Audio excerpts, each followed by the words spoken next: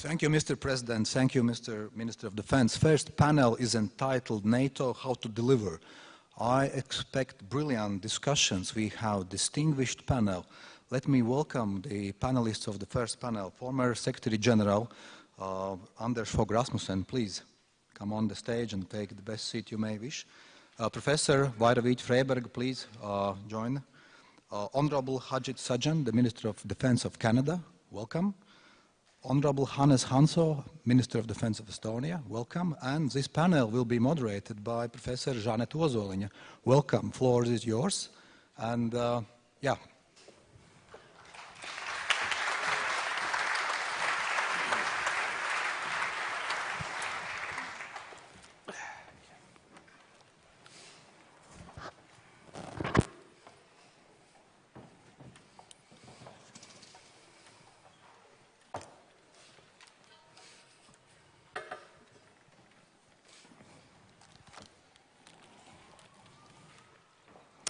Good evening.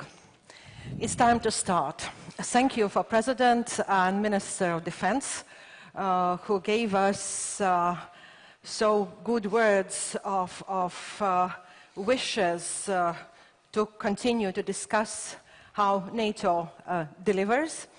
And two ministers just came fresh from Brussels, and probably you even share your thoughts on how to deliver. But before we start, I would like shortly introduce with the way how we are going to proceed. I will invite speakers one by one to give their views on those topics which were indicated by organizers of the conference. Then, as a tradition of Riga conference, people are free to send in their questions and comments via Skype or Twitter. So I have already screen opened for me, and from time to time I will use questions sent in from virtual audience. But also this year we have a new technology to explore. At one point there will be a slide with a question. And at that moment, I will invite you to take your smart devices, to switch them on, and participate in answering and choosing your alternative which you would like to support. And this will be one of the ways how to engage all of you into discussion which we are having today. On the one hand, when there is a question whether NATO delivers, then probably the short answer would be yes, because since Wales Summit and the Warsaw Summit, we see very many steps taken to assure those countries which are probably more exposed to threats, together with transatlantic community, that NATO is efficient, it has open eyes, and it follows all events taking place in international environment. But at the same time, also the topic of today's discussion is NATO 360 degrees. Which means that NATO is not only an alliance which is focusing on transatlantic area, but it is an alliance which has to operate around the globe 360 degrees. So, therefore, one of the preconditions of credibility and efficiency of NATO is ability to monitor 360 degrees. Madam President, with your experience as the president of the Madrid Club, you have traveled extensively and met presidents, state leaders. How, from your point of view, international environment looks right now, and whether NATO is really following those very rapid developments in international environment?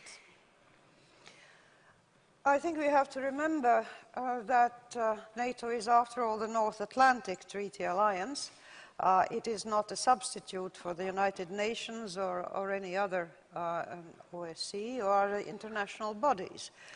It does have the mandate to secure the common space of member states that belong to it. And I, as someone who participated in the process in my capability as my function as President of Latvia, in the process of that big bang of enlargement after the Prague summit, I can only say that, thank heavens, that the decision at the time taken by the then 15 members was to enlarge and to ensure that the common security space of the organization should be expanded, and it should definitely include those countries that have expressed a quite deliberate and well-formulated wish to become part of it, to share its values, and to also to offer their part and contribute to common security. Now, I remember the days when there was a question about the very existence of NATO. Was it becoming obsolete? Was the world too peaceful and too quiet? And did we really need, I mean, the money could be spent elsewhere. I've heard that from a Canadian minister, actually. There are other ways of spending money than for security and defense. Certainly, there are many ways of spending money, and a great many of them are extremely useful and even necessary. But I would say that we should never, ever forget that defense is an absolute sine qua non of our wise spending and of our wise decisions. At the Prague summit, I remember telling the then 15 members that if they vote for enlargement, they will make a wise decision. And I would repeat that entreaty today and say that if all member countries actually follow their commitments and to the fullest, and contribute to NATO in the way that they have committed themselves to do, then that will be, again, a wise decision and a good investment in our common future. Not just any individual countries, not just in those areas where tensions seem to be most threatening, but generally all around the rim and the periphery of the alliance as a whole. The world is a parlous place, and it always has been, and we were naive to think that at some point there would come an end to history and to conflict, and we would live like in fairy tales, happily ever after. We can live happily ever after, hopefully, if we keep working for it, and if need be, fighting for it. It's as simple as that. One needs eternal vigilance, unceasing effort, and constant involvement and constant investment in what we hold dear and what we need to defend. We cannot be everywhere in the world, neither can the European Union sort of be home to everybody in the world who has difficulties back home, but one tries, one does one's best, and one thing that is evidently clear is that an alliance such as NATO, again, was a wise decision when it was founded, it was a wise decision when it was enlarged, and it certainly is a wise decision, the latest decisions that were taken at the Warsaw Summit. So all we have to do now is actually follow the engagements they are taken, and I think we will have done our best in a situation where, as His Excellency the President outlined, we do have unpredictable neighbors, and we do have provocative and even bellicose actions being taken by certain states, and we have to be ready to counter them. Thank you very much. Indeed, the role of defense these days is one of the main issues which alliance is taking care and should take care, and the international environment requires different tools, but we cannot neglect defense, living in such troubling times and next to quite complicated neighbor. Mr. Sajjan, you just came from Brussels, and whenever ministers of defense of the alliance meet each other, the question is how to really keep to those tasks which member states have taken on during different summits. So do you think that member states will be as committed to different decisions they have taken as they are right now? So what is the relevance of member states in defense of the alliance?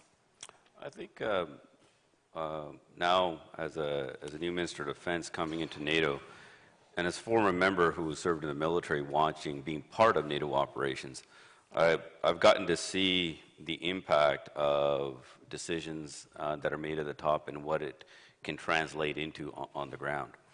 And that dichotomy of looking at it from the top all the way to the bottom, you realize what the collective defense really means and why NATO was created.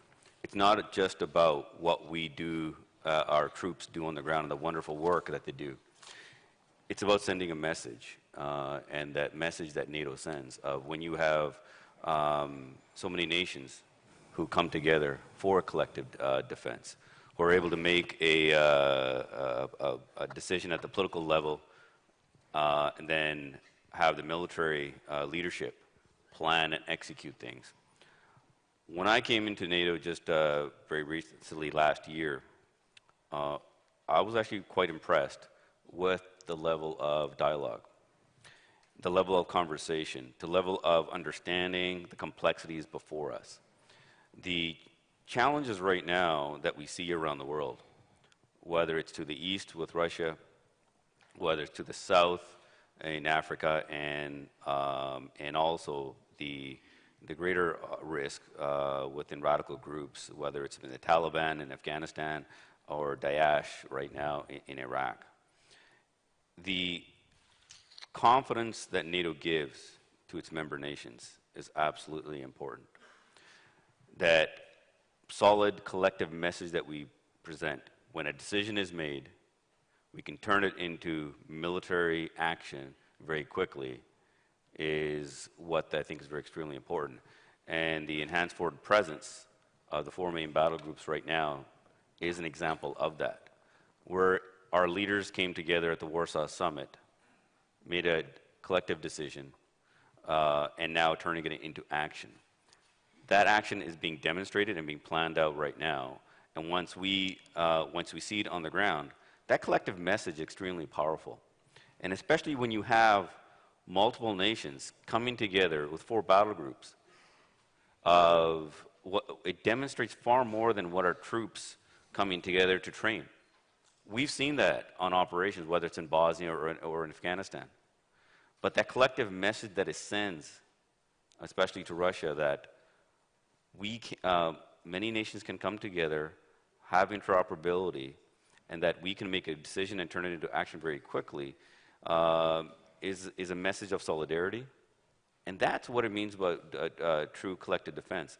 Because I can assure you, it's easy for our nations to take a battle group ourselves and move it into another country for training. It's much easier. But it's more difficult when you have multiple nations coming together, working together, having interoperability, bringing our rules of engagement together. That's the true power of NATO when you bring it all together, and that's what it means about collective defense. Thank you very much. It reflects very much on the decisions of Warsaw Summit, where the issue of military and political responsiveness was raised. So for a very long time, military was more responsive to each other rather than political leadership. So it looks that in recent years, political responsiveness also has increased. Thank you. And now I would like to turn the floor to Hannes Hanso, Minister of Defense of Estonia. You also came from Brussels. Discussions are still quite alive in your mind. But one of the issues which I wanted to raise as probably the first point for our further discussion is that recently both parts, the EU and NATO, has mentioned that cooperation between those two organizations, it's not a matter of a future. It had to be done already yesterday. Unfortunately, for different reasons, it didn't take place. But still, cooperation between those two organizations is decisive. And Secretary General Stoltenberg mentioned that at the present moment, it's better as it used to be. But still, if we are looking more on practical level, could you say that the EU with its member states and NATO with its member states, which almost coincide, they have, let's say, synchronized perception of threats and also actions which should be put forward to mitigate those threats? So what is the chemistry between the EU and NATO right now? Thank you, and good afternoon, Labdien. Good to be in Riga again. As I was driving down from Tallinn this morning, and the weather was the same all the way, about 4.5 hours, I thought, you know, what a great thing that the NATO is the all-weather organization. When the times are good, it works, and when the times are bad, it also works. But the EU and NATO, of course, I mean, we are, as you correctly pointed out, there is such a big overlap in membership that it's sometimes almost awkward that we need to discuss the issue. Do you help yourself or you don't help yourself? I mean, it's pretty simple that, you know, if you're in trouble, you help yourself. But the organizations are different, and the roles so far have been different too. To give it a bit of a context, I think, when we talk about the EU and the defense matters, then we first talk about a bit about NATO and the defense matters. I mean, it's been 100 days since the Warsaw Summit, roughly. At Warsaw, the decisions were made, the decisions that focused on our region and our regional security issues. 2 days ago in Brussels, yesterday in Brussels, we had a progress report, so to say, where are we? And it is pretty clear that the implementation of such unprecedented big decisions will take less than a year. I think enhanced forward presence will materialize in our region, in all 4 countries, in Estonia, Latvia, and Lithuania, and Poland. In April, May, I think complete presence will be here by June. So it really is a defense organization that has all the structures and all the systems in place for it to work and react rapidly. And if, you know, a question of NATO relevance was raised, it's as relevant as ever. I mean, it's proved to be dynamic, it's proved to be capable, and it has proved to be an organization that, when looking at facts, faces them. It's very important. I think, you know, in early 90s, I don't know, you all remember the book by Fukuyama, The End of History, the final victory of the liberal democracy. Well, we all prefer to believe that the world had changed. You know, it really hasn't, unfortunately. So the EU, in this context, I think, can be seen as something that should give additional value to what we do in NATO when it comes to defense. I'm very glad that there is a debate about, not only the debate about, but actions where the interests of countries and the different members of the organization and different organizations merge. But I think we shouldn't create parallel structures when it comes to defense. We should be complementary to each other when we act. Many things have happened, I think. There's been sort of a careful feeling out, touching each other. It's been going on as different organizations for many years. As far as I have been in this office, which is, well, since mid-September last year, every time that there has been a NATO ministerial, including the last one that just ended, Madame Mogherini, the High Representative, has been there. Finland and Sweden have been there taking part in our discussions, as they were at Warsaw Summit. So really, at the moment, I think working together, cooperating, shouldn't be seen as an option. It should be seen as a must, and it is increasingly so. Some areas where I see we should really focus at. One is definitely cyber issues, cyber defense. Really, if you look at the recent history of any conflict, we really haven't seen a conflict without a serious cyber element involved in this. And this is going to be something that is sort of, that we really need to tackle as both organizations in the future.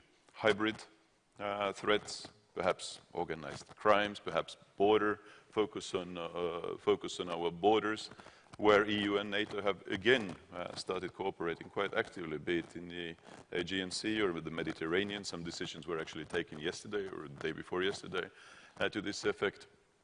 So we must understand that, that together we are stronger. We cannot afford to have two sort of parallel structures of duplication, but we must be smart in merging where we create additional value. That'd be my initial contribution. Thank you. Thank you very much. By the way, here is one question sent in, very much reflecting what you were, Mr. Hanso, just explaining. And the question goes, what responsibilities should non-EU member states of NATO be expected to uphold to European neighbors, US and Canada? And is there in line where non-European members are getting too involved in European affairs? What about too involved in European affairs? Yes. If you're asking me, no, I think it's an absolute must. I mean, we are like-minded countries where we share values, we share the same principles, the same respect for international norms, rules, order. So I think it would be a terrible tragedy if we didn't work together. And to be honest, Russia has in many ways made this whole thing easier for us. There is, I mean, the US, I don't know, the US never left Europe, but the US is back in Europe. I mean, Canada, I mean, it's a great example. 2 countries out of 4 that are going to be present as part of the enhanced forward presence are non-European, the US and Canada. So I think it's a must that we work together, and we continue to work together. I mean, as you all know, I mean, there is a fairly crucial election coming up in a few weeks' time in the US, for example, when the same issues have been cast into the air and being discussed. But I would really want to say, I mean, we will only win in the long term if we work closely together. No, there is not too much US and there's not too much Canada in Europe. It's the other way around. I think we would be welcoming more of this presence. I'm happy to answer that question Yeah. if you like. The involvement of Canada, because we had to answer this question to Canadians. Why are we as Canadians sending troops into Europe? But Canadians understand this. If you look at our history, we're going to be celebrating next year the 100th anniversary of Vimy Ridge. A regiment that I commanded celebrated the 100th anniversary of the Battle of St. Julien in Belgium just 2 years ago. We have a strong history of supporting our allies because today's day and age, the threats that we face may seem in a different border, but it affects all of us. And we need to be very mindful of that. And Canada understands that we need to also do our part. We need to be a responsible partner. When we look at our role here in Europe, whether it's our company that's training in Poland right now, or another company that's in the Ukraine, and our role that we're taking on the leadership role as a battle group here in Latvia. It is not just about Europe. It's about looking at the world stability. You have to look at the South. If we will look at, when you put it all together, we have close to 830 troops in Iraq right now, fighting Daesh as part of a coalition. We know that Europe has seen the absolute horrible tragedies of the terrorist attacks. We're fighting over there. Canada's going to get involved in peace operations as well. It is all connected. When we potentially select where we're going to be going into Africa, peace operations, not only it's about stability for the countries and the United Nations peace operations, it's about looking at the migration crisis that Europe is also facing. And what can we do to make things better there so that the migrant crisis doesn't increase for Europe? Or the displacement of fighters from Iraq or Syria into Africa so that we can prevent attacks into our own countries.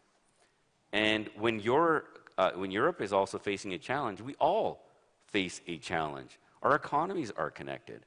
So it's our collective responsibility to be able to work together. And Canada understands that, and hence why we are stepping up in our role with NATO and around the world. Thank you very much. And now I would like to turn the floor to Mr. Rasmussen. When you were Secretary General of NATO, then of course the situation within NATO and international community, it was completely different. And at that time NATO put forward different initiatives to cooperate with Russia, to create new type of dialogue with Russia. So today we are facing quite opposite situation when Russia is becoming less and less cooperative. The dialogue is almost non-existent with this country. Russia has several times claimed that it would like to redraft European security order. Do you think that it is really reality and Russia is rewriting European security order? The very brief answer is yes. I could expand a bit on that. This year, Latvia and the other Baltic states are celebrating 25 years of independence.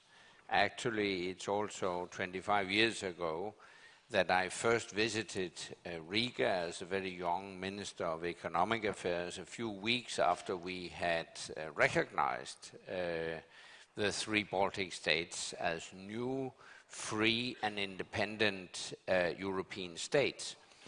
And the whole atmosphere at that time was characterized by hope. Hope to create a new Europe, whole, free and at peace without new dividing lines. That was the hope. And in that spirit I was also very pleased as acting President of the European Council to be able to say we have an agreement in Copenhagen, December 2002, to enlarge the European Union.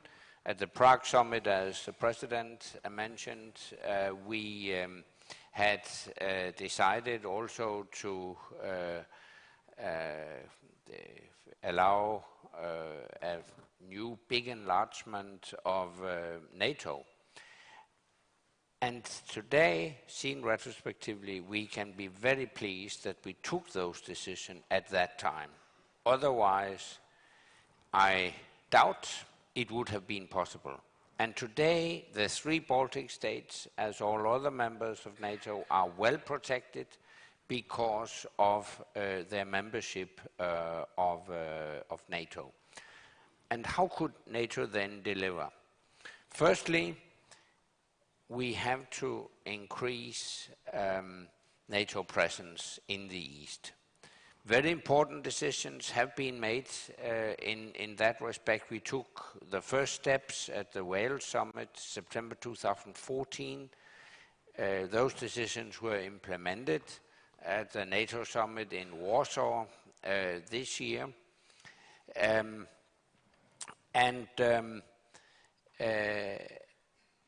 I wouldn't exclude the possibility that if Russia continues to provoke and steps up its provocations, we should further increase NATO presence in the East. I wouldn't exclude the possibility that at certain stage we might need permanent basing in the East to make sure that we can act swiftly if someone were to attack a NATO ally. Next, in particular, the European countries must also increase their defense investments. I'm very pleased that Latvia has decided, as I understand it, to increase defense investment to reach the NATO benchmark of 2% in 2018. That decision is very much in line with what all 28 allies decided to do when we met in Wales 2014, namely to reach the 2% benchmark within the next decade. And the good news is that in 2016, the Europeans invest much more in defense than they did in 2015.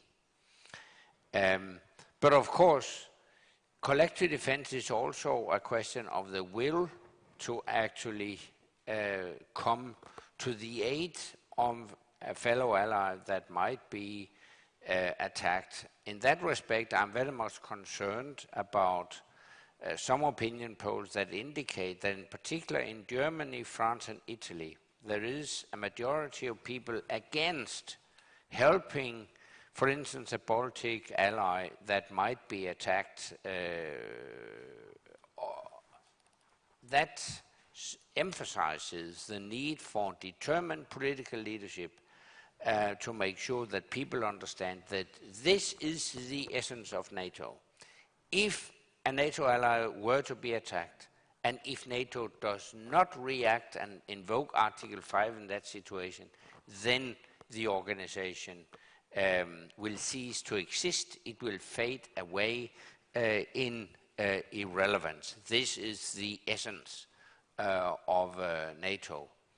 And in that respect, I do not understand how European leaders from their summit in Bratislava could make the construction of NATO, of EU military headquarters, the response to the current crisis within the EU. If you ask people in the street in European capitals, they wouldn't point to a strengthening of EU military dimension as an appropriate answer to the current crisis.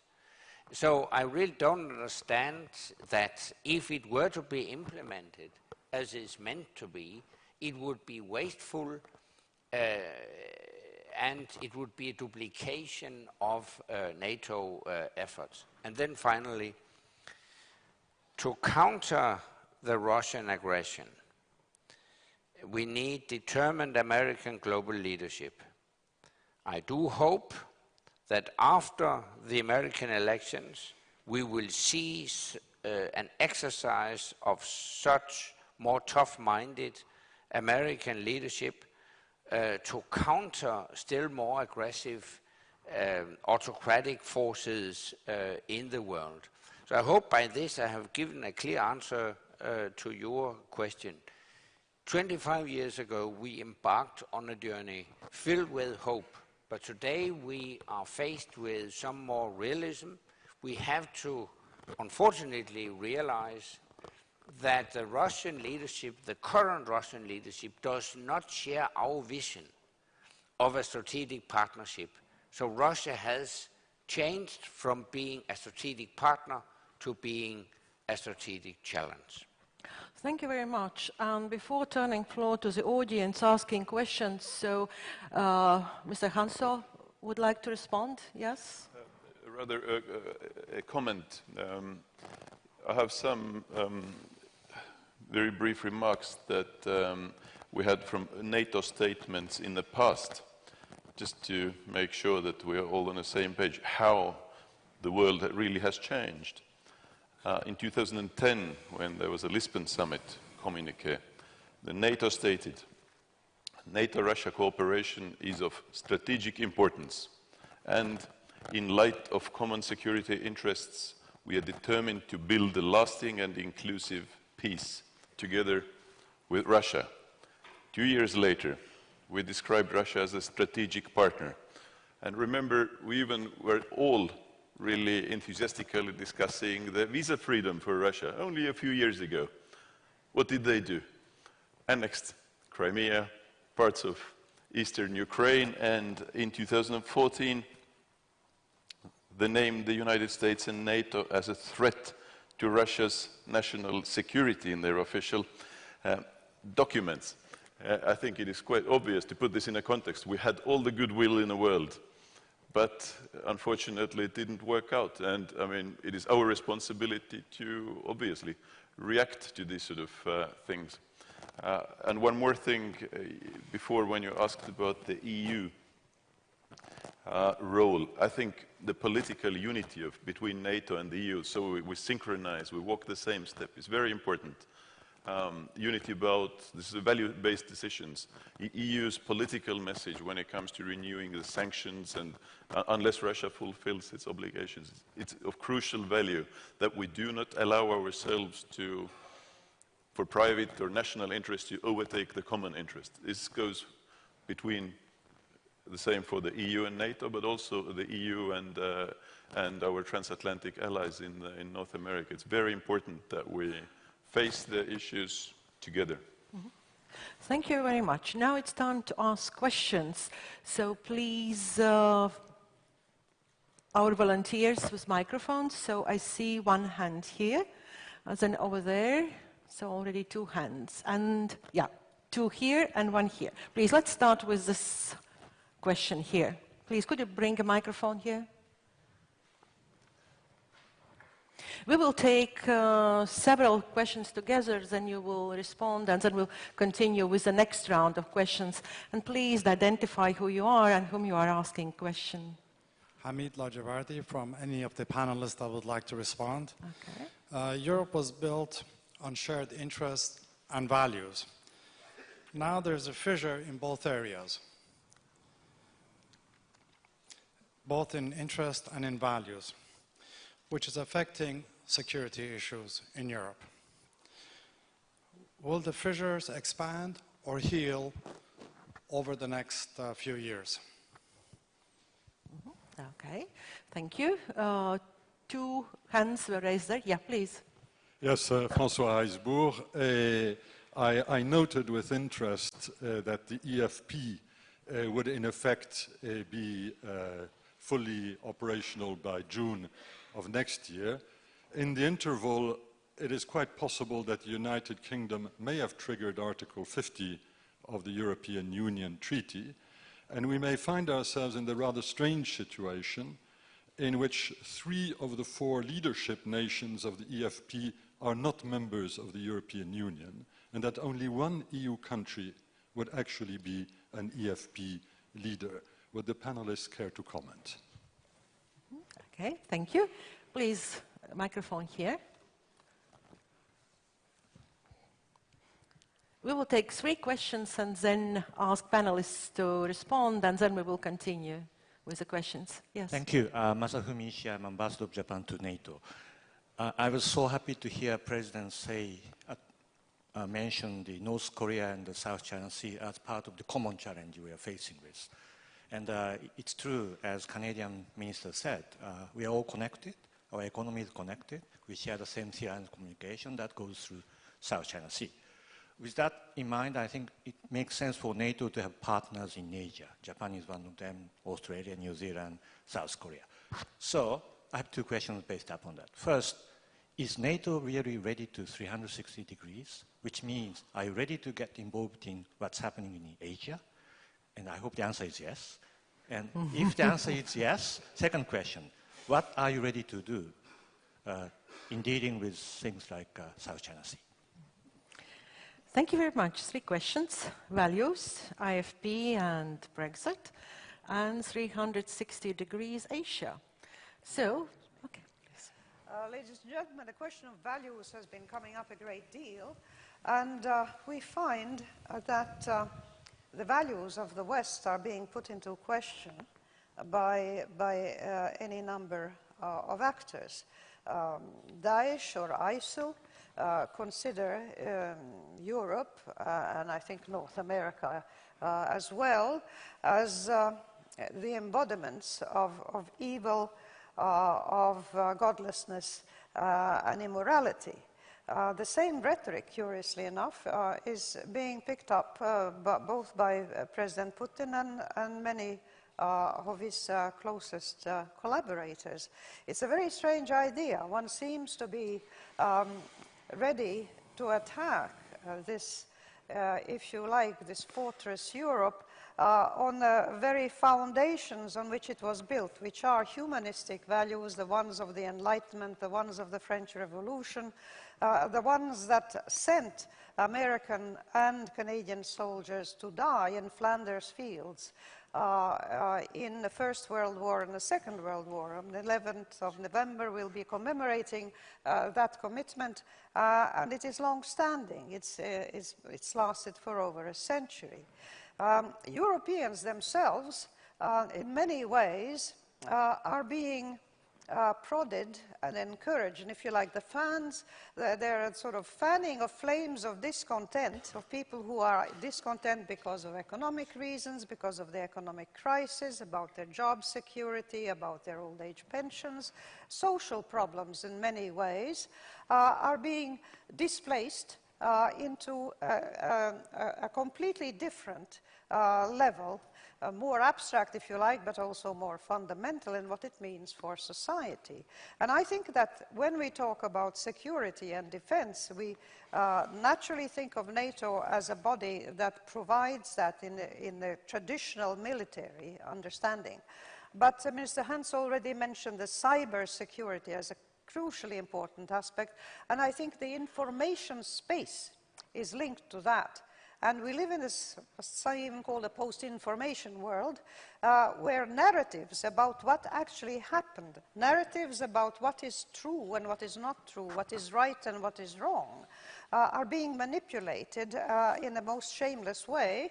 I'm thinking, for instance, of the American presidential elections where for the first time in American history, a presidential candidate has expressed doubts about the legitimacy and the fairness of the American presidential elections. This is a direct attack on the very principles on which the United States Constitution has been built. And we see similar movements here in Europe. So I would say that the vigilance I was talking about earlier has to start with ideological and moral values, not in any kind of totalitarian, authoritarian, or even extremely conservative and traditional sense, but in the sense that, yes, we do not live in a world of chaos, of moral relativism, and anything goes, but in a world that is ordered by principles that have been very painfully and slowly over the centuries acquired,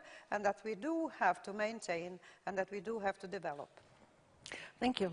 Mr. Rasmussen, you wanted to respond? Yeah, I would like to answer the question, is NATO ready for Asia? My answer is yes, indeed.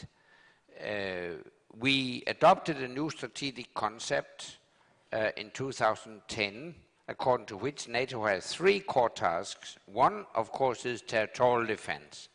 But the second is crisis management, and the third is cooperative security. They all point in direction, yes, we are ready, if needed, also to engage out of area. That's a new thing.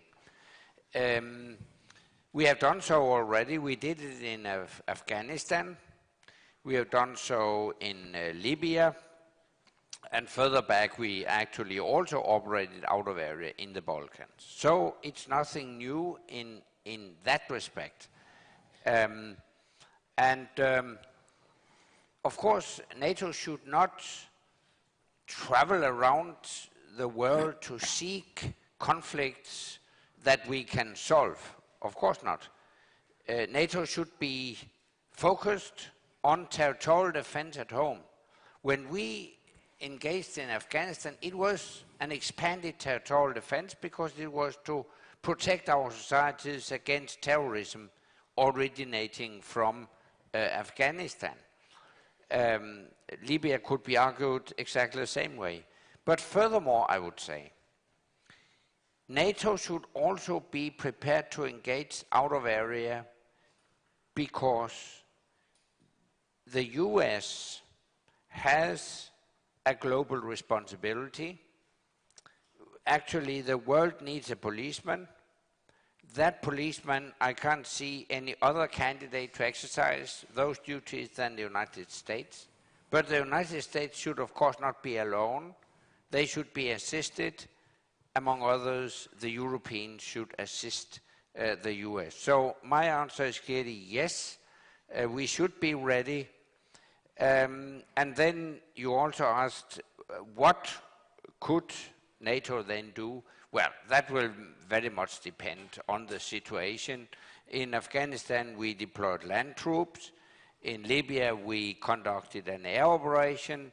So it's very much depending on the situation. In conclusion, I think NATO leaders should always think NATO first. And in particular, the next American president should always think NATO first.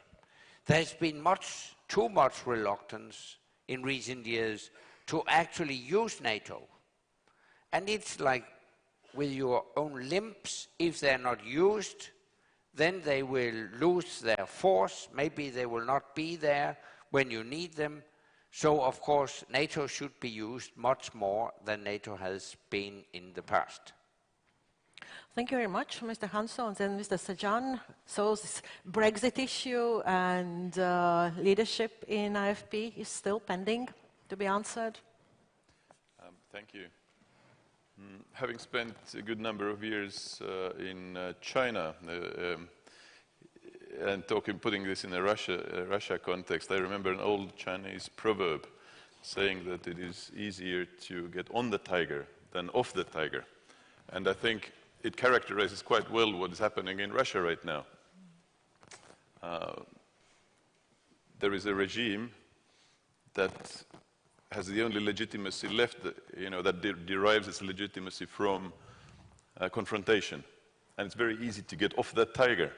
So the question was about if the situation is getting better or worse in Europe. Then I don't really see that the clouds and rain that we see here will be cleared from Russia anytime soon. I think we need to realize that we're in it for a long run.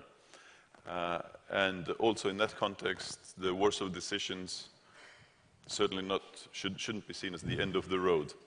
As former Secretary General correctly said, we might need to review that presence in the future. And the Warsaw was very focused on land domain. There are still other domains that might need to be tackled. Now, the Brexit issue, of course, was incredibly relevant for us in Estonia, because the UK will be and has committed to be a framework nation in Estonia. And I remember the 23rd June vote, and to be honest, I didn't sleep well for about a week. However, I can assure everybody here, and I really sense that if anything, then the British commitment to the European defense and involvement in this defense has strengthened. Nobody has officially told me that, but it seems to me that while they have to face leaving the EU with its some political and economic implications, then they might want to compensate this by having a stronger security impact, or as a guarantor of European security. So no, I don't feel that at all. British are very committed. They've been very flexible. We've been discussing very frankly about all the needs that we have, and they have responded incredibly well. We have come to a fantastic agreement, I think. And now there was a question about Asia.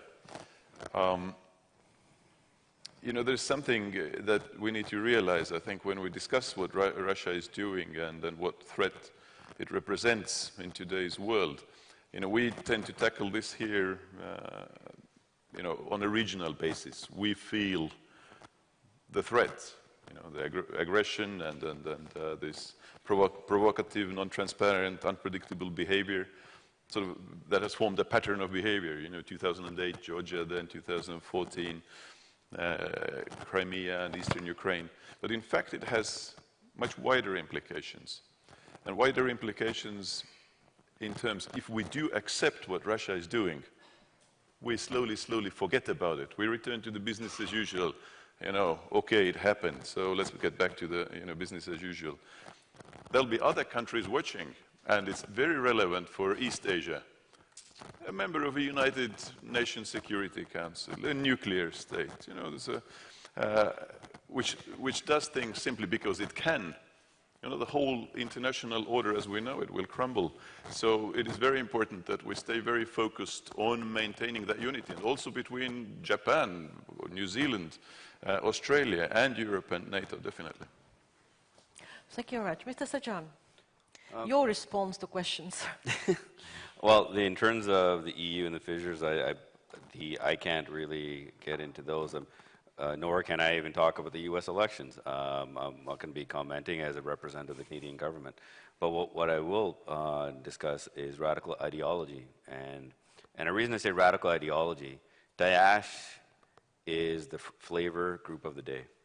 Before that, it was Al-Qaeda, and Taliban. It's about addressing this radical ideology. And if we think about this radical ideology and the current fight, it's not just the people who are suffering in the countries like Iraq, Syria, and other places and in Africa. They suffered in Afghanistan with the Taliban. We have to fight the direct threat. We have done that. I personally have done that in Kandahar. But what I have learned is what we need to get better at is preventing this radical ideology, regardless whether it comes from an extremist sense or a right-wing sense. We need to prevent it from growing to a capacity where we have to fight it. Let's look at determining the signs, the early indicators, where we can potentially intervene at a much lesser scale and not allow it to grow. It's a benefit for all of us, where we don't have to send troops into harm's way. We don't have to spend our own money from our countries to help rebuild a society. So that is a responsibility of all of us. And that's where Canada also comes in, looking at why are we getting involved in all these places? Because we need to do our part. All of us need to do our part collectively to be able to prevent these things. And each country needs to look at its own values and what we do. In Canada, it's extremely important for us, our multicultural society. Obviously, me sitting here, I don't look like a traditional Canadian, but I can assure you inside, and the Minister of Defense from Latvia knows how much I love ice hockey. Okay. And I get very offended at the fact when anybody thinks I'm not Canadian, even though it's not. I was born in India, but I'm raised as a Canadian, and my values is Canadian. But I'd like to also mention the fact that our Canadian values is the same as all your values. They're human values. And that's what we need to, I think, be mindful of when all our nations work together, is protecting those. Because it's not one particular group or religion. It's a radical group within those. And we need to find those signs of preventing it from growing. And we definitely need to get better at that. And I think we can, and we're starting to as well. So that's strictly very important. But the advanced forward presence, it doesn't, to me, whether it's a number of non-EU nations taking the leadership role, we're all NATO member states. And Canada's doing its part. It will be an enduring. And as time goes on, other nations will take up a leading role as well. That's how I look at it, and I have a very good relationship with Michael Fallon, and I can assure you that the UK is a strong ally for NATO and for Europe as well. He has told me that, and that's their demonstration as well. They've done it historically, and very proud of the fact to be able to work with the UK on important security issues all over the world. And in particular, where NATO what can it do around the world? I think, yeah, absolutely, NATO can look at a 360 role, but we need to look at where NATO's skill set also lies and focus it into certain areas, and that's where the discussion's at. And it goes back into where I was discussing how do you prevent some of these things from growing. We need to look at capacity building, and we are having those conversations. We need to look at where we can get involved in terms of capacity building that's going to have an impact on the society and the security forces, that they're going to be stand up on their own 2 feet. And it's happening.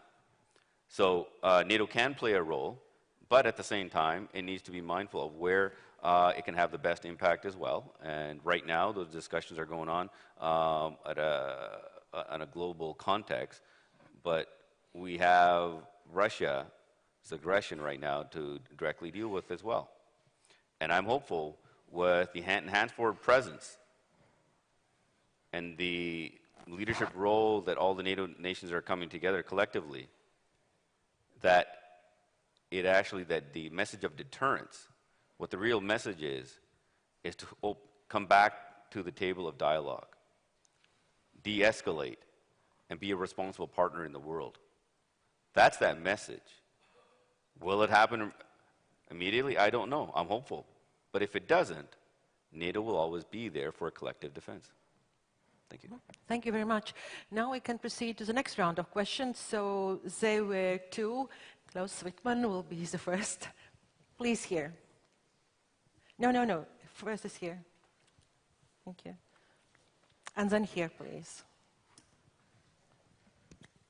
Good afternoon. I'm Klaus Wittmann, former General of the Bundeswehr and Senior Fellow at the Aspen Institute, Germany. I would like to ask the two defense ministers who just returned from their meeting in Brussels, but also Mr. Rasmussen, how do you assess President Putin's nuclear rhetoric? Is the understanding eroding at which we had arrived over the years that nuclear weapons are political weapons and not war-fighting weapons? Mm-hmm. Thank you. Please, question here.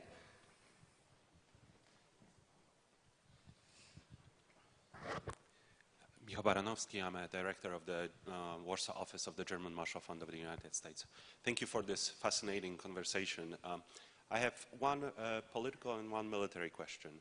With the military question, we have placed enhanced forward presence as a deterrence, but the challenge that I think we are facing, and I wanted to get your reaction, is with the follow-on forces. Secretary General, you mentioned potential need of raising the presence there, but how do we deal with the fact that the Baltic states are not particularly deep strategically, and how do we deal with this challenge? And politically, to the whole panel, we have mentioned, you have mentioned again and again that the Baltic states have joined the alliance not a moment too soon, and I agree. And my question is, has this historical window of opportunity closing, and what do we tell those that are outside, the Ukrainians, Georgians, and Moldovans, even if they are not ready to join just right now? Thanks. Thank you. Question right here, and then we will turn to the right side.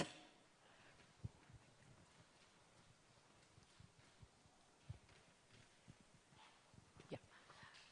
So my question, I'm Archana Upadhyaya from New Delhi, Jawaharlal Nehru University.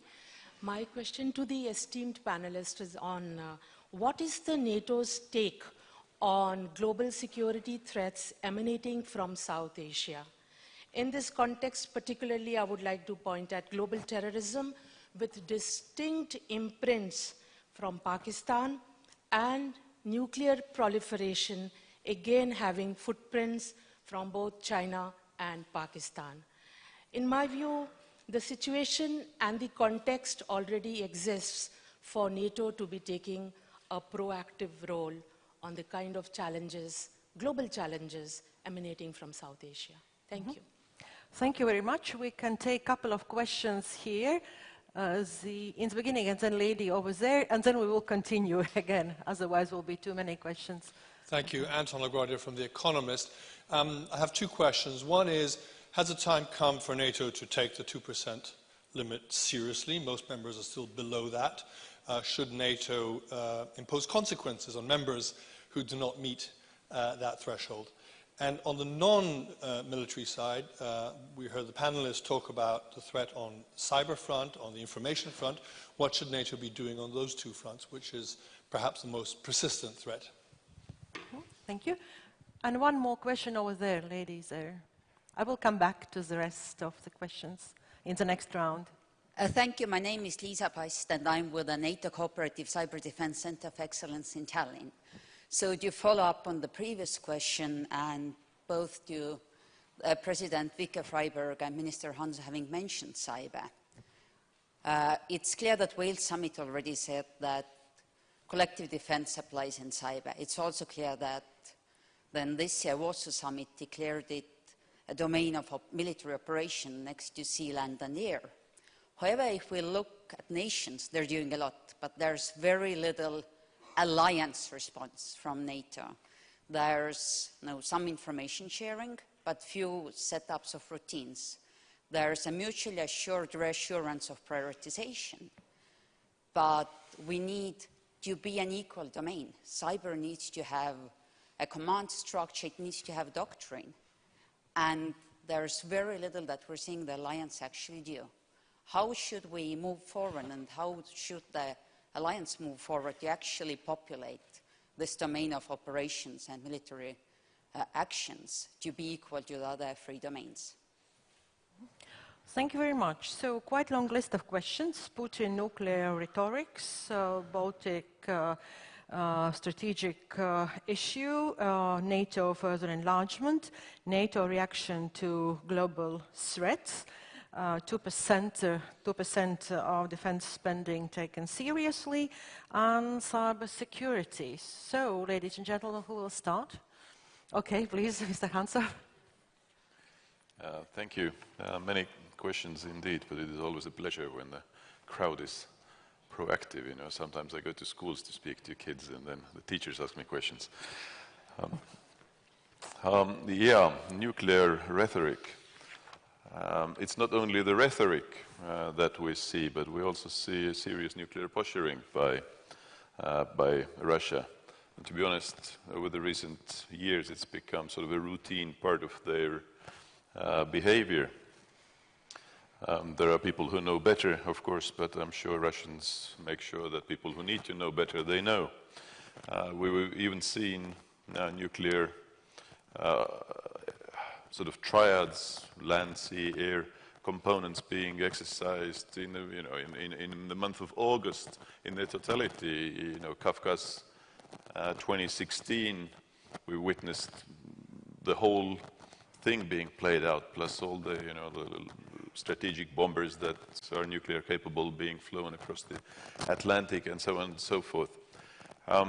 So this is of great concern, but Russia has never seen the nuclear component as a separate from conventional forces. And I think there is a lesson that we need to learn here, that I think NATO should also learn again, I think, to see these capabilities that we have in their totality. And there was a nuclear symposium in Tallinn, which we hosted, forgive me if I'm wrong, last week or the week before, and the conclusion was the same. I mean, we have capabilities. We have to make sure that everybody who needs to know also knows and understands. A good colleague of mine last year said something that is very good to characterize, I think, the whole situation when it comes to also nuclear.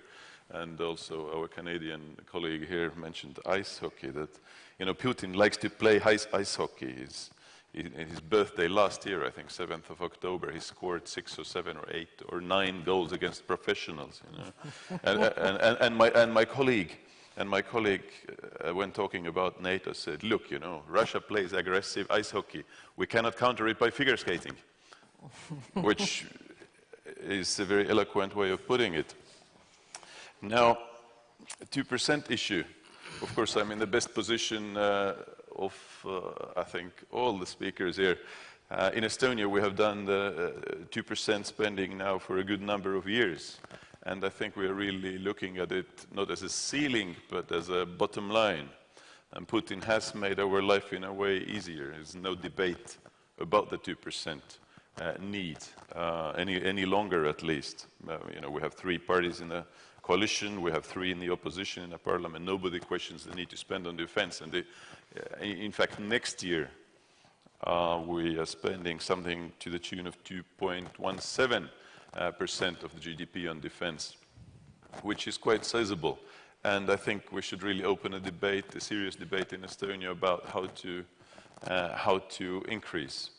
Now, I think we are setting a great example, but Estonia is and will be a small country. But I really see a progress in other countries too. I mean, not least here in Latvia, in our Baltic neighbors, Lithuania. And I'm very encouraged by the German recent news about their willingness to also start increasing. I mean, Germany is, you know, the large country with a very sizable, biggest economy in Europe, as far as I know. It's very important as a message, I think, that it sends out. And also, you know, when it comes to the EU, in NATO, we do talk about defense spending and what our targets are. I think we should open the same debate in the EU. We know what the threats are. We cannot expect our neighbors, often from across the Atlantic Ocean, to cover all of those expenses. With the UK in the future leaving the European Union, just yesterday we were discussing this at the NATO ministerial, 80% of NATO's defense spending will be non-EU. This is not right. I mean, it cannot be said in a more straightforward and honest way. Cyber, again, very pleased, as an Estonian sitting here. You know, Estonia is the first country which survived a proper state-on-state cyber attack in 2007. We have a good saying in our country that if it doesn't kill you, it makes you stronger. It has made us stronger, and we're really building on this. I mean, the NATO Cyber Center of Excellence is in Tallinn. We have a target to have 20 partners there, or we have about 20 partners, plus some contributing nations. It's an excellent platform for future. And now with the NATO deciding at Warsaw Summit also that cyber is a separate domain, fourth domain for some, fifth domain for some others. We don't have space capabilities in Estonia yet, but cyber we have. We are creating a special cyber command, and cyber range, NATO cyber range, will be in Estonia too. So now that the political decisions have been taken, we really need to fill this with the content, and this is the way of the future. Mm-hmm. Thank you. Still two issues are pending. One on further NATO enlargement. What about countries, Ukraine, Georgia? And also NATO reaction to global threats. Who's going to respond to that one? Okay, please. On enlargement, I think it's important that NATO's door remains open. We should adhere to the fundamental principle that each and every nation has an inherent right to decide its alliance affiliation itself. Russia has no veto right when it comes to future enlargement of NATO. So, regarding Ukraine and Georgia, we made a decision in NATO at the Bucharest summit in 2008. The two countries will become members of NATO, of course, provided they so wish and provided they fulfill the necessary criteria. They don't know whether and when they will fulfill these criteria, but we have embarked on a partnership with both Georgia and Ukraine aiming at developing their societies so that eventually they fulfill necessary criteria, and once they do, if they so wish, of course they can join our organizations. On the 2%, you asked us if we should introduce sanctions to make sure that the 2% are taken seriously. Well, I don't think sanctions would do anything good in this respect. But I do think that Mr. Putin's behavior is one strong argument for increasing our defense investments. We appreciate very much that Estonia has fulfilled that 2% benchmark. As I said previously, we also appreciate that similar decisions have been taken in other countries, including Latvia, to reach that benchmark very soon. So I think the security reality will be a much better driving force than potential sanctions. Now, the final question I would like to answer is the one on Putin's nuclear rhetoric. I think it first and foremost demonstrates that the current leadership in the Kremlin is less predictable than the former communist dictatorship. I think we should recall that during the Soviet Union communist leadership, we never heard anything about their nuclear weapons. We all knew they had nuclear weapons. There was no reason to raise that issue. But now we hear it time and again from leading Russian politicians. And I wonder why. Really, I wonder why. But still, I do hope that it is just rhetorics. If it seems to be more than rhetorics, then I wouldn't exclude that also NATO will have to review its own nuclear strategy. Right now there is no reason to raise it, but if they continue their provocations and strengthen their nuclear rhetorics, then I think NATO should also consider a review of NATO's nuclear strategy. Thank you very much. Something to add? Yes, madam? I think there's one aspect of the activities of NATO that needs to be better known among the publics of the member nations, and that is the fact that there has been a scientific program, a non-military branch, if you like, of NATO activities for a very long time. And in a previous incarnation, I happened to be sent as a representative of Canada to Brussels to participate in I chaired a panel on human factors in the scientific program of NATO. And at the time, the panel had started in terms of ergonomics and man-machine interaction and robotics. But I think that nowadays, I haven't followed, you see, and I think that it needs more public advertising and information about what NATO is doing in terms of supporting science.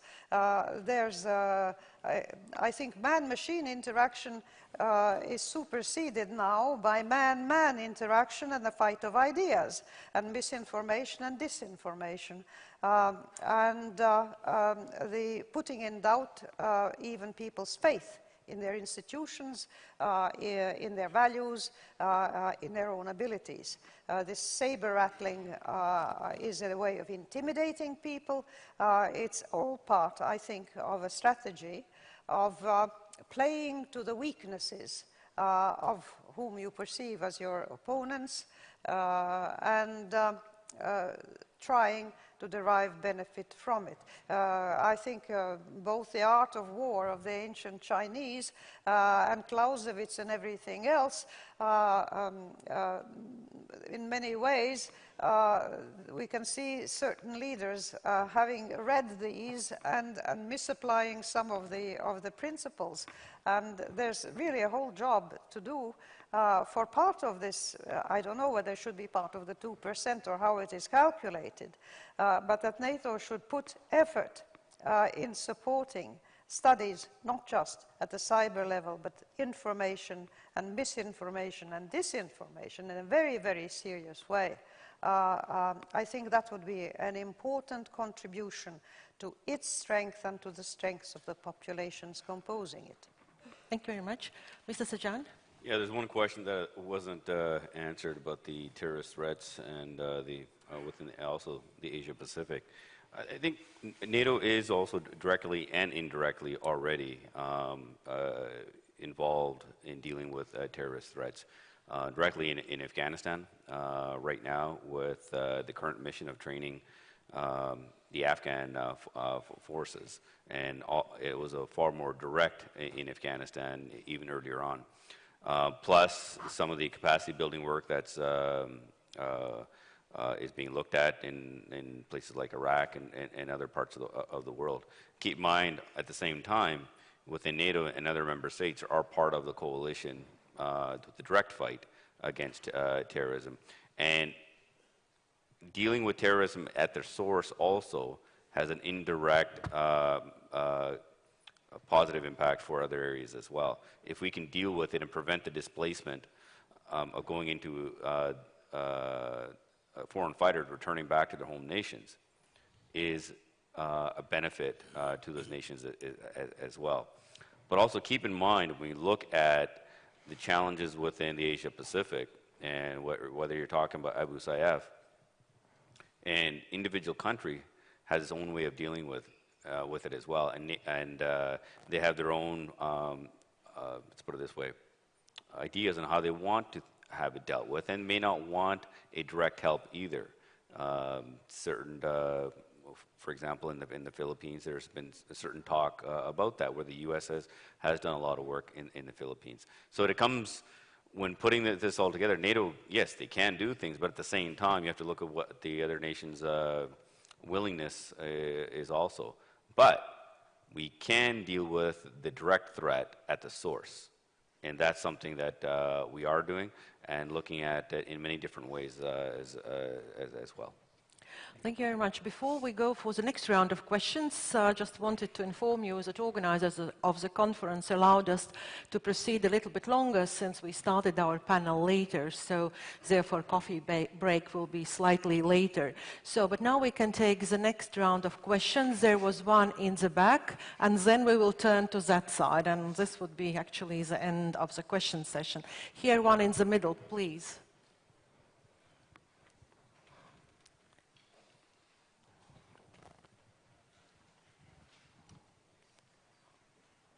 Rudolf Zeros, second course student at the Diplomacy Master's Study program of the Faculty of Social Sciences of the University of Latvia.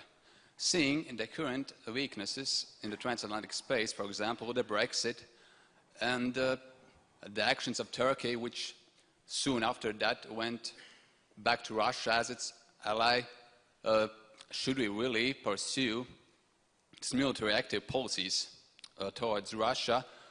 And shouldn't we try to find some compromise instead of pursuing this arms race, which could lead to a security dilemma and to an open conflict, taking into consideration that Russia is a clear realist state, and it is very less likely that Putin will fall back. Okay, thank you. Russia-Turkey issue, and then please here. It's a bunch of questions. So, one by one. Balkan Devlen, Associate Professor in Izmir University of Economics, Turkey. When Mr. Hanzo said that we need more US and Canada, not less, in Europe, that brings to mind the famous or infamous description of NATO's purpose as Americans, keeping Americans in, the Russians out, and the Germans down. The first two seems to be still relevant, and there's a broad consensus on that. But isn't it high time to revise the third one and encourage more German leadership in NATO? Thank you. Thank you. In the same area, more questions? Hello. Yep. I'm Karthik Desai, Chairman of the Board, SIA Baltovents. My question is about the NATO global partner who has scheduled a joint military exercise with Russia. How would NATO take that? It's about Pakistan, which is a NATO global partner, and they had scheduled a joint military exercise with Russia in the coming month. Number two, Pakistan also has a state policy to sponsor terrorism. Number three, Mrs. Hillary Clinton, the US presidential nominee, she also expressed her fears that the Pak nuke facilities are likely to go into the wrong hands of terrorists, the Islamic fundamentalists. So how would NATO deal with its global partner, Pakistan? Thank you. Thank you. More questions? Yes? Yes, hello. I'm Natalie Nugared. I'm with The Guardian. I'd like to ask you how, in the coming months, you expect the situation in Syria to impact Russia's behavior in this part of the world, if in any way. I'm thinking about offensives that are being prepared against Mosul in the run-up, in the context of US presidential election. The timing is important for Putin in many ways, as you've mentioned earlier. How is Syria impacting the security and the behavior of Russia in this part of Europe? Thank you. Thank you very much. Actually, your questions is a very good proof that we are really going 360 degrees over the world. So the last question here, and then we will wrap up the Q&A session. Yeah, my name is Peter Langenburg, the Netherlands ambassador to Riga. As far as I know, NATO has always followed a two-track approach. On the one hand, sanctions and strengthening its position. On the other hand, dialogue. I would like to learn from the panel members what scope they see for confidence-building measures and what timing would they think would be feasible for that. Thank you very much. So, Russia, Turkey, German leadership, NATO Global Partnership, Pakistan, Syria, Russia, and confidence-building measures. Very long list. Who would like to start? You could freely pick questions which you would like to answer. Mr. Sajan, please. Sure, I'll take the first question there about Brexit, situation in Turkey. Even though these might seem as challenges, and we also have to take a look at is that how NATO can also maintain the unity as well, and that's one thing that's been, I think, very pleasantly that I've seen within NATO, even with Brexit and even with challenges that Turkey has faced. The unity within NATO has remained solid, and we're able to take action very quickly. And also, in terms of the dialogue versus an arms race, as Hans has raised, if you look at in the past where NATO's conversation was going in trying to have a really great relationship with Russia, that was the official conversation. We have to be very mindful. It's not about our actions right now as NATO. It's about Putin's actions from the past, Crimea, Ukraine, Georgia. All of these things, we have to be very mindful that it was based on those actions that NATO is now reacting to those actions. In EFP, 4 battle groups, multilateral battle groups, 4. Is this a sizable force in terms of a military might? What this demonstrates is NATO's resolve, collective defense, interoperability. We are open for dialogue. That's a discussion that we have as defense ministers almost every single time. When we talk about our action against what Putin has been doing, we're not naive to the situation. NATO was created for a purpose. We need to give confidence to our member states, and we are taking action accordingly because of the actions of Russia. But we will always maintain dialogue. We want to encourage more dialogue, and the ball is in Mr. Putin's court right now. So this is something we need to be very mindful of, is that NATO, if we are not the aggressors here, we are giving confidence to our member states. There are direct challenges that are being faced in the Ukraine. This is not just strictly about sovereignty, this is about people's lives and the human suffering that political action also takes as well. So even with NATO's actions and the actions that we are taking right now to give confidence as a sign of deterrence, we are keeping dialogue open. This open, transparent deterrence that we as NATO members are doing is about getting Russia to the dialogue table. And I'm hopeful that they will come to the table and have a responsible conversation and become a responsible partner in the world again. And I'll just take in terms of the other question regarding less U.S. leadership or more German leadership. I can assure you that Germany has also stepped up in many different ways. It's not just strictly here within Europe. I know that Germany has stepped up in Iraq. They also step on peace operations, and they have shown tremendous leadership in many regards, and within Europe, and also around the world as well. And I'll let some of the other panel members take the other questions as well. Thank you, Madam President. If I may, on dialogue, I would invite those interested in dialogue to come to a side event of the OSCE tomorrow morning at 8 o'clock, bright and early, where we will be talking about a report that was prepared by a high-level panel, an international one, under the leadership of chairmanship of Ambassador Ischinger, and it's called Back to Diplomacy. But you can find that report, Back to Diplomacy, by the OSCE, to anticipate what we will be discussing early tomorrow, and everybody will not be there.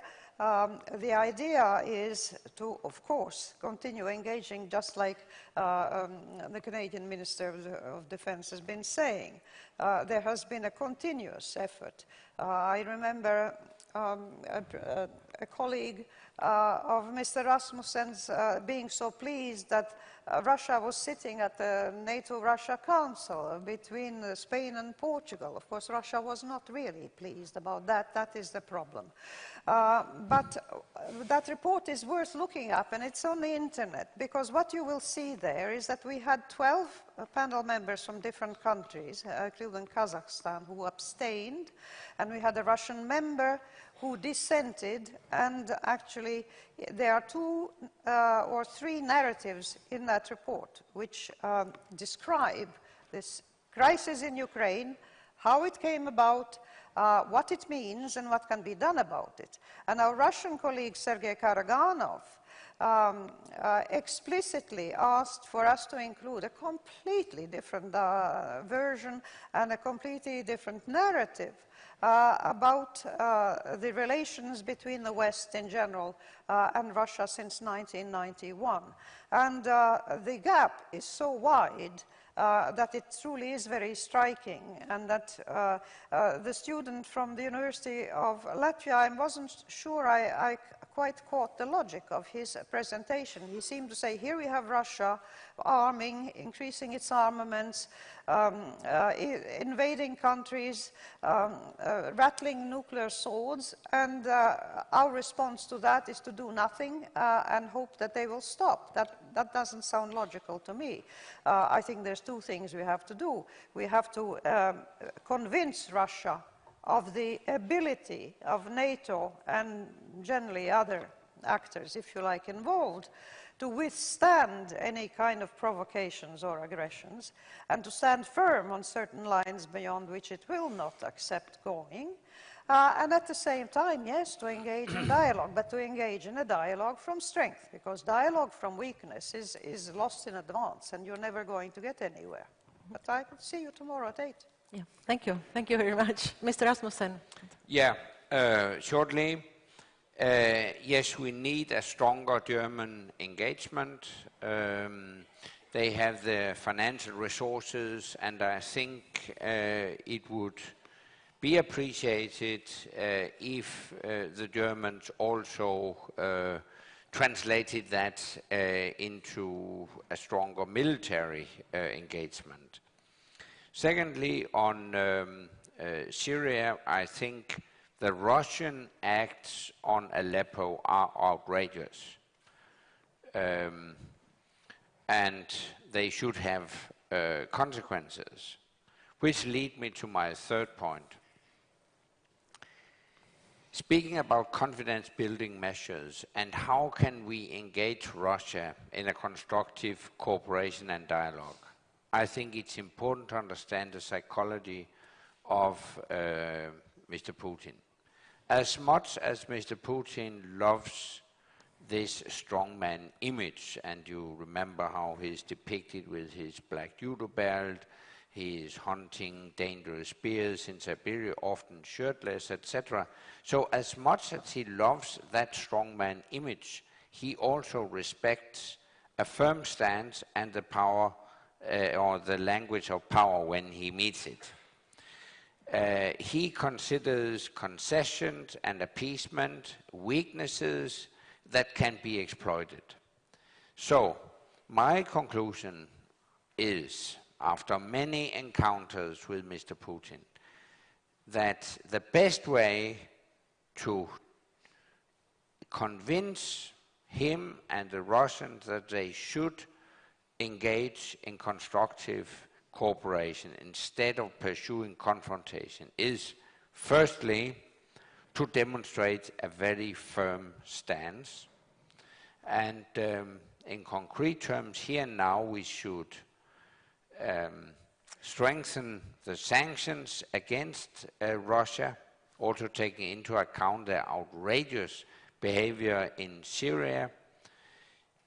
Actually, the sanctions should be open-ended so that we send a clear signal to the Russians. Sanctions will be lifted if you change your behavior.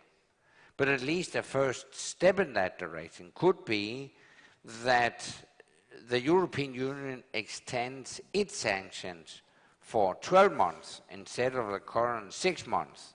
That would also harmonize our sanctions regime with the US, and we would avoid mixing sanctions up with election campaigns in France and Germany. Secondly, we should always negotiate from a position of strength, which leads to the conclusion that NATO should continue strengthening its territorial defense as a clear deterrent instrument. And finally, it's important to maintain unity across the Atlantic, unity between the EU and the United States. So far we have succeeded in doing that. I hope the next US president will contribute to maintaining that unity and possibly also a strengthening of the sanctions against Russia as a way to facilitate constructive cooperation. Thank you very much. Mr. Hanso, please. Thank you. The first question was about Turkey. Turkey is and will remain a solid NATO ally. We've been, of course, in discussion with our Turkish colleagues time and time over again about these issues. And I think the last assurance we received from the Turkish Minister of Defense in Brussels the day before yesterday. It's an important country and will be an important ally now and in the future. German leadership. Germany has clearly shown, I think, leadership when it comes to NATO and Europe as a whole, not only in security matters, but also in other areas. I think Germany is the glue that can sort of bind, in many ways, Europe together. I wouldn't in any way want to discount Germany's role, and I'm surprised if anybody does. And let me also remind everybody that Germany is a country which will bring its battalion to Lithuania starting next year, including heavy equipment, meaning tanks. It's an incredibly important role that Germany plays. Now, there was a question about Russian participation in exercises. It's not only in Pakistan that these sort of exercises take place. They're very small. Pakistan, India comes to mind. Egypt comes to mind. China comes to mind. Many of these things are of symbolic value, and to be honest, Russia doesn't have many countries to exercise with in the neighborhood, so I'm not, that's why probably they're looking for partners further afield these days. Now, Syria, of course, it keeps on getting worse and worse. I think initially, I mean, I'm not sure that Russia really was aware what it was getting into. It probably wanted to bomb its way back to the negotiating table, probably wanted to distract Europe's attention or West's attention away from Ukraine. Events become a respectable partner. It didn't really succeed, and I think it's getting more and more mired now in Syria without a good exit strategy. And as former Secretary General Rasmussen already said, I mean, the situation is grave, and I think, as you know, people in the United Nations have already pointed out that you know, we are probably looking at war crimes, and it should have its very serious consequences internationally and in terms of justice. Now, in Estonia, we're all for dialogue with Russia. We have never had a policy of closing the door for dialogue, not at all. We keep the door open. It is just important that we take a very firm stance and we make sure that we talk about real issues, not some secondary matters. We need to discuss Ukraine, for example. It has to be on the table. If it's fine with Russia, of course, we will sit down again, as we have done a good number of times. And let me remind everybody here that post-Warsaw Summit, the first thing that NATO did was to convene the NATO-Russia Council. We explained what happened, why it happened, and of course the Ukraine issues were on the table too. So we are happy to continue, but we have to focus on serious issues, nothing else. Thank you. Thank you very much. I was planning to demonstrate how technology works, but it looks to me that we don't have time for that one. I will leave this exercise to another panel. But wrapping up our session, I would like to remind you that the aim of our panel was to look at NATO's performance 360 degrees. And it seems to me that the panelists succeeded it very successfully in that one. So we covered 360 degrees in terms of geographic area, in terms of members, in terms of partners, in terms of international organizations, risks, threats and challenges, and also in terms of capabilities to cope with those numerous tasks. So I would like to invite you in a round of applause to thank our panelists. Thank you.